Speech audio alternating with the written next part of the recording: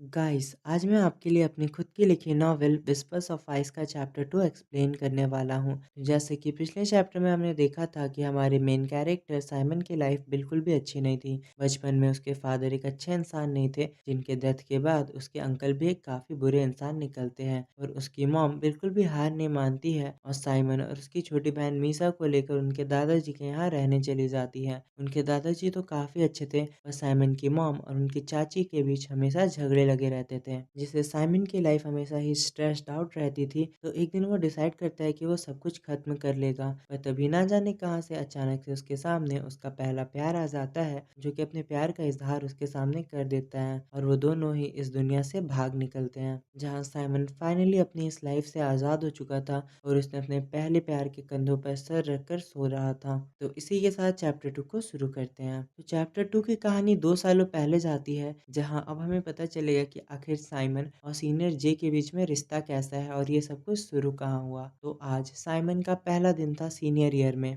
वो काफी दिनों के बाद कॉलेज आया था और इस वक्त वो सेमेस्टर 1 में पहुंच चुका था। ये उसका पहला दिन था, पर वो फिर भी डरा हुआ नहीं था, पर काफी उत्साहित था। आखिर वो डरा हुआ क्यों होता? आखिर उसने 2 साल इसी कॉलेज में जूनियर बनकर बिताए हैं, जब यहाँ उसने 11 और 12 की पढ़ाई की थी। पर अब फाइनली वो ग्रेजुएशन में आ चुका है। उसके जो सभी पुराने दोस्त थे वो अपनी अपनी दुनियाओं में निकल चुके हैं, जहाँ कुछ लोग आईटीआई कर रहे हैं तो कुछ लोग अलग काम कर रहे हैं। और जो साइमन था वो अकेला रह गया था इसी कॉलेज में। उसकी क्लास के सामने काफी ज्यादा भीड़ लगी हुई थी, क्योंकि जो सेमेस्टर 1 के नए बच्चे थे वो अपनी क्लास में जाने के लिए काफी ज्यादा एक्साइटेड हो रहे थे, जिनमें से एक साइमन भी था। पर कुछ पलों के ही इंतजार के बाद आखिरकार उनकी ये प्रतीक्षा भी खत्म हो जाती है और क्लास का दरवाजा खुल जाता है और जोश से भरी हुई एक काफी बड़ी सेना जो कि बच्चों की थी वो क्लास में एंटर करती है, जिनमें से एक साइमन भी था। और वो काफी धीरे धीरे चलते हुए क्लास के अंदर जा रहा था, क्योंकि वो पहली बार इस क्लास में नहीं आया था। वो इससे पहले भी इसी क्लास में एक बार पढ़ चुका है जूनियर के तौर पर।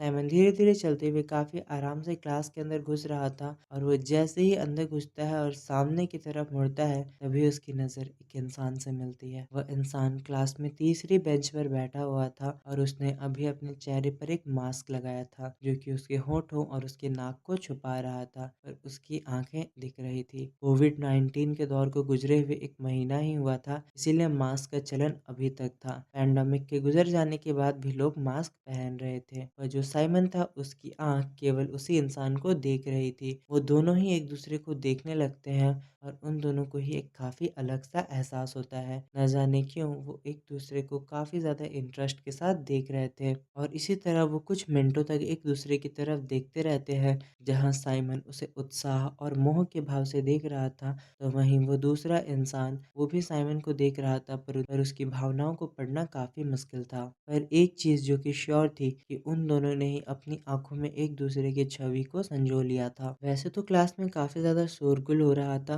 पर उन दोनों की आंखें एक दूसरे में ऐसी खोई थी मानो कि वो किसी दूसरी ही दुनिया में निकल चुके हों। और कुछ ही पल के बाद वो दोनों अपनी दुनिया में वापस लौट आते हैं, मतलब क्लास में वापस आ जाते हैं, जहाँ साइमन तो केवल उसे ही निहारे जा रहा था। तभी अचानक से टीचर की आवाज आती है, सेमेस्टर 1 के सभी लोग, जो लोग तुम्हारे सामने बैठे हैं वो सभी सेमेस्टर 4 के सीनियर है, तो उन्हें अच्छे से ग्रीट करो और उन्हें हेलो कहो। और टीचर के कहने पर सभी सेमेस्टर 1 के बच्चे ऐसा करते हैं, जिसके बाद टीचर वहां से सभी सेमेस्टर 4 के बच्चे को जाने के लिए कहते हैं। इसके बाद सभी सेमेस्टर 4 के सीनियर वहां से उठकर जाने लगते हैं, पर साइमन अभी भी केवल उसी एक इंसान की तरफ देख रहा होता है। पर वो इंसान अपनी जगह से उठकर अपने दोस्तों के साथ जाने लगता है और वो जैसे ही साइमन के नजदीक से गुजरता है, वो अपनी आंखें नीचे कर लेता है, जैसे कि वो साइमन को ना पहचानने का नाटक कर रहा हो। वो अपने ऊपर एक डिफेंस मैकेनिज्म डाल लेता है, मानो कि वो ना चाहता हो कि वो साइमन के क्लोज जाए। साधारण शब्दों में वो साइमन के साथ एक अनजान जैसा व्यवहार करता है, मानो कि अभी उन दोनों ने एक दूसरे को देखा ही ना हो। उस दिन के बाद एक चीज तो तय हो चुकी थी कि साइमन के मन में कुछ ना कुछ चल रहा है। वो ना जाने क्यों हर दिन केवल कॉलेज इसीलिए जाया करता कि वो सेमेस्टर 4 के उस सीनियर को देख सके। ना जाने क्यों वो केवल उसे ही देखना चाहता था, चाहे उसे जल्दी जाना पड़े या फिर बिना किसी बात के कॉलेज जाना पड़े। और फिर भी केवल एक बार उस सेमेस्टर 4 के इंसान की झलक को देखने के लिए कॉलेज जाया करता था। और यही नहीं, वो सामने वाला इंसान भी उसे हमेशा देखा करता।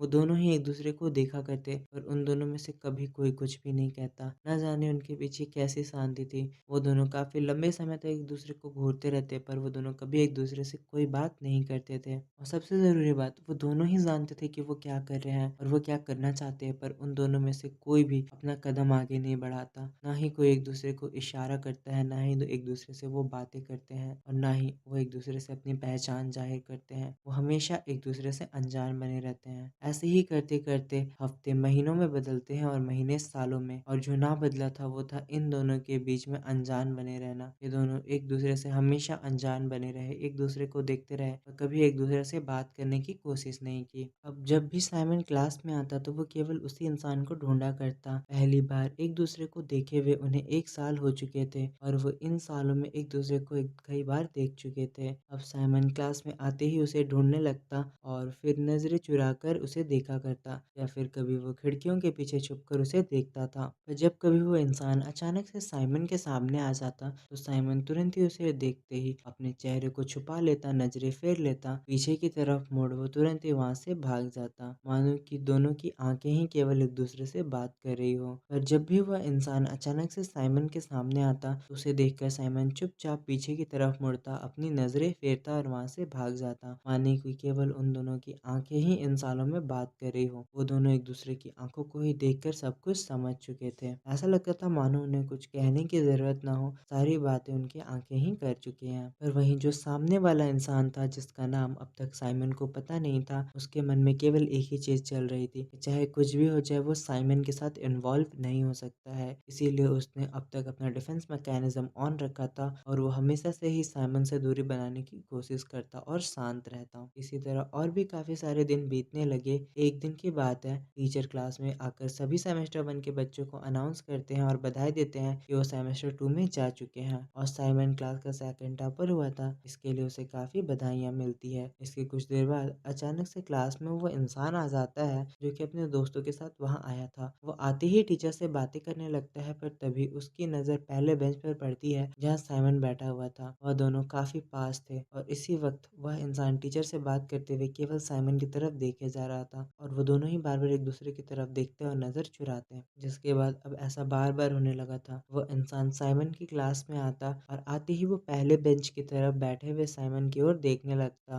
और फिर वो टीचर से बात करता। इसके कुछ दिनों बाद एक दिन ऐसा हुआ कि वो इंसान साइमन की क्लास में आया और जैसे ही उसने पहली बेंच की तरफ देखा, इस वक्त साइमन वहां पर नहीं था। इससे वो इंसान थोड़ा परेशान हो गया और आसपास घूरकर देखने लगा। वह बार बार पहले बेंच की तरफ देख रहा था और इधर उधर देख रहा था, पर कहीं भी उसे साइमन नजर नहीं आ रहा था, जिससे उसकी आंखों में निराशा झलकने लगती है और वो काफी ज्यादा डिसअपॉइंट हो जाता है। तभी अचानक से उसकी नजर पीछे की ओर जाती है और आज साइमन क्लास में काफी ज्यादा पीछे बैठा हुआ था। जैसे ही उनकी नजरें मिलती है, जहाँ वो इंसान साइमन को देखता है और तुरंत ही नजरें चुराने लगता है। वहीं जो साइमन होता है वो केवल उस इंसान को अभी भी पीछे से घूरे जा रहा था। वो इंसान जैसे ही साइमन को अपनी नजरों में ढूंढ लेता है, वो तुरंत ही अपनी नजरें चुराता है और टीचर से अपनी बात खत्म कर तुरंत वहां से चला जाता है, मानो कि उसकी चोरी पकड़ी गई हो। गर्मी का मौसम आने वाला था और अब उन सभी बच्चों को कुछ दिनों की छुट्टियां मिलने वाली थी, पर इससे कोई भी खुश नहीं था। पूरी क्लास इससे परेशान हो चुकी थी क्योंकि कोविड-19 और पैंडेमिक के कारण उनकी पढ़ाई का काफी ज्यादा नुकसान हो चुका था।